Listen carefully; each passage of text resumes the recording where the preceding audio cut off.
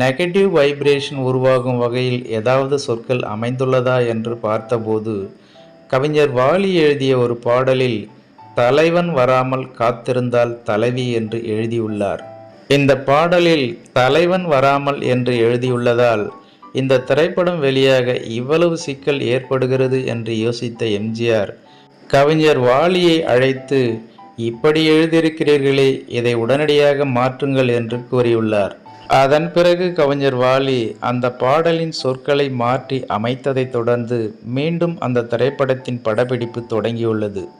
அந்த பாடல்தான் நீராழி மண்டபத்தில் தென்றல் நீந்தி வரும் நள்ளிரவில் தலைவன் வாராமல் காத்திருந்தால் பெண்ணொருத்தி விழிமலர் பூத்திருந்தால் என்ற பாடலாகும். 1967ஆம் ஆண்டு தொடங்கிய தலைவன் என்ற இந்த திரைப்படம் 3 ஆண்டுகள் கழித்து 1970ஆம் ஆண்டு வெளியாகி